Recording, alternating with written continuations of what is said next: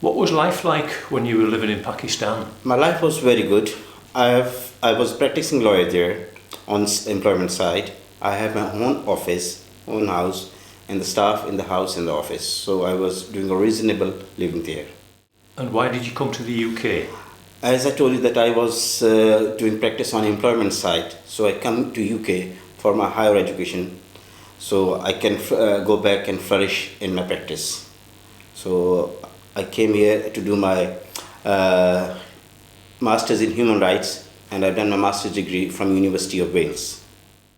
What did you do when you arrived in the UK? I studied and I completed my degree. And how long was the course? The course was about a year. What happened next? When I completed my degree, then I took an admission in another college for specialization in HR, as HR is linked with the employment side. And that was 2013. And that year, my bad luck started. Two things happened simultaneously. The first thing, that college came out to be a ghost college. My all fees which I paid is gone. And the other thing, one of my family member came to UK to kill me so he can go back to Pakistan and acquire all my property and everything. At that time, I was living in Nelson, Lancashire. So after getting the news that he's here in UK, I immediately contacted my local MP, and he, with the help of the police, chased that person, and the police warned him not to come close to me or contact to me in any form. And when he went back to Pakistan, he lodged a false murder FIR against me and got the order from the court of law that whenever Wilson is available in Pakistan, the murder proceeding will be started again. When I came to know about this thing, I have no chance to go back, and I was worried for my family and myself, so I have to claim asylum. So I claimed asylum in 2014. The family member that came over to the UK, him coming to kill you it's such a strange thing to try and understand. So could you give me a little bit more detail on that? The reason that he was a very close family member, you can say my adopted brother. So if myself and my family, we are no more there, so it is easy for him to go and acquire the property. So he was annoyed and worried why I got the share in the property. So that's why he wanted to kill me. And that's the reason I want to save myself and my family. He is a middleman of one of the senators in Pakistan, and the middleman has got more contacts than political persons. So I was very worried.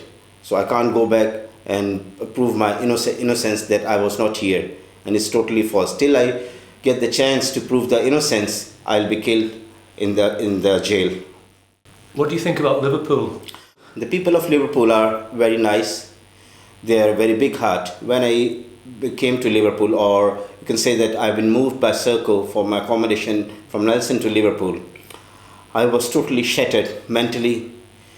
I don't have any friends here, no knowledge what is Liverpool, how the things are going on. At that time, my church came forward. My church helped me a lot. They told me about the Liverpool and everything, where the things are in. Told me about the asylum link. Plus my son, who is epileptic and learning disabilities, they helped me where to go to get the help. And wherever I go for the help, when they come to know that I'm an asylum seeker and these are my problems, they open their heart, they help me as much as they can, or if they can't, they find the way where I can get the help for myself and my family. And your church is a Christian church? Yes, it's a Church of England, All Saints Church on Shield Road. So my church is very helpful, supportive in all the forms, morally, financially, and everything. My son is a member of a church choir, and I'm on a PCC committee for last 3 years, and from the last year, I'm as a deputy warden of the church and doing all the roles. And church also helped me to get rid of these asylum things and everything, the pressure and strain which I was getting it. They managed to get me a volunteer job in City Liverpool Central Food Bank, which I'm doing there since 2014, every Saturday regularly. Although the Home Office has left no stone to turn to torture my son when we were in detention. They took us in detention on 4th of April 2018, and for 7 days continuously the allied agencies of the Home Office, they were given torture to my son. They were not saying anything to me or to my wife. They know that this is our weak point. That's why they were giving 24/7 torture to her.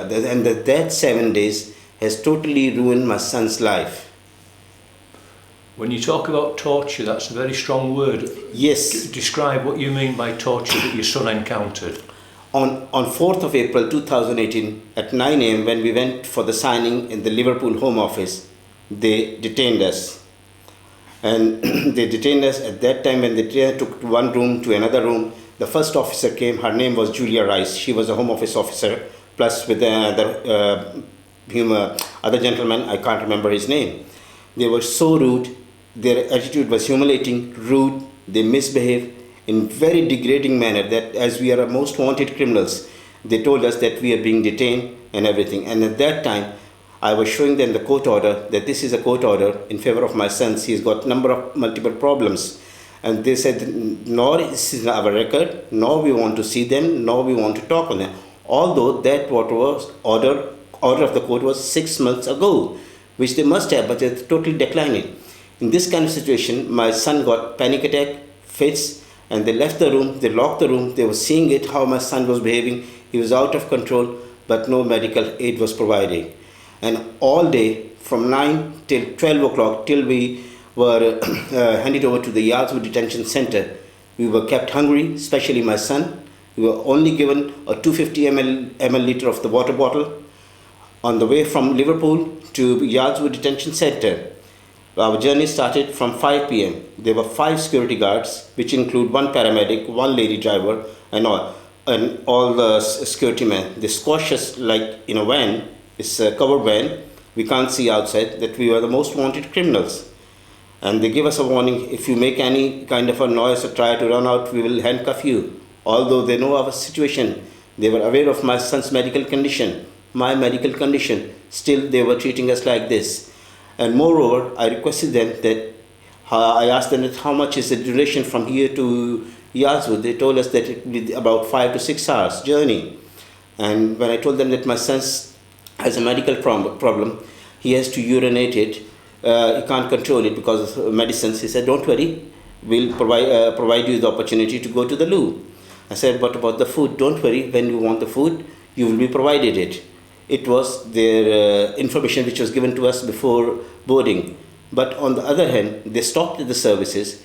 Each and every staff member of the allied agencies of the Home Office, which were task force, they are responsible. They went turn by turn to ease themselves on the service station, but did not allow myself or my son. I was begging them, they're not allowed it. They were eating food in front of all of us out of the van, taking the burgers and eating it and not providing it to myself or even to my son. I was requesting them. Only the plain water was provided to us.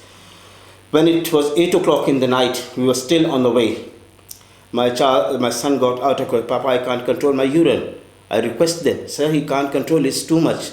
It's 2 hours, already 2 hours we are driving from Liverpool.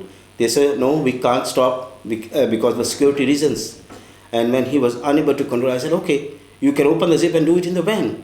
Yeah, and when he was trying to open the zip and start doing it, so no, please wait, we'll do something. So immediately they phoned to their head office or somewhere, got the permission, and they took us to the police station. I don't know which police station is. The walls were about 40 to 50 feet or meters high, double walls, double cage, and they put the van with the police station and took out like all of us from the van, that as we are most wanted criminal, we are only three people. And the main thing, the inhuman attitude of all the allied agencies of the Home Office. Although they know my son's medical condition, but they were not allowing to him to sleep. Whenever he's in sleep, they come and wake him up. Charles, are you all right? And this they were doing all 7 days. And because of this, his condition got worse day by day. What was it like when you were in the detention centre?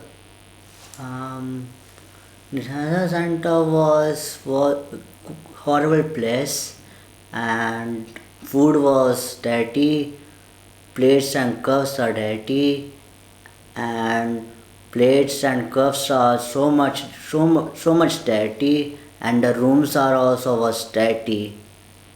So the cancer center was not good. And what about you say about the medical patients? Medical peoples are not good because they always take my medicine also away.